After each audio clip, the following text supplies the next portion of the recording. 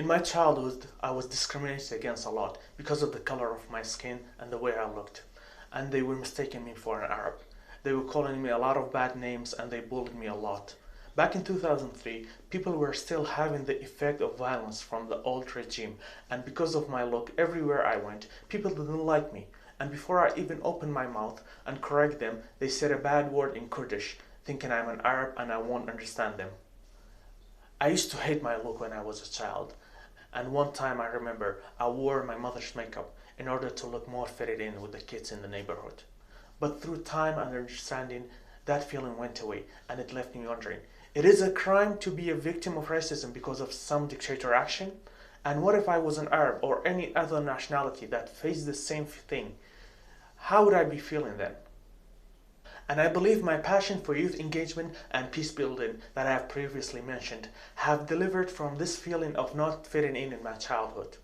Currently in my daily routine, I encounter and engage with many youth and children from different backgrounds, and they have suffered crisis before fleeing to Kurdistan, and they are now facing discrimination. I'm working with refugees, IDPs, and host community, and commonly I notice that they don't get along easily, and they are facing the same feeling that I have felt when I was at their age.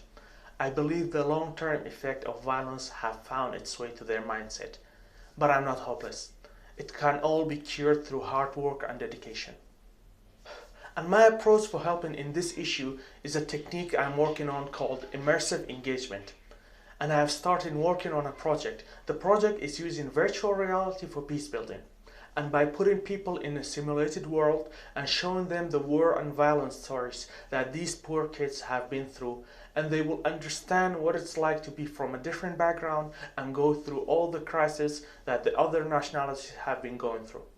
Then maybe, by this feeling of immersive engagement, they will feel the other's pain and the suffering that they have gone through, and they can feel empathy and acceptance toward each other.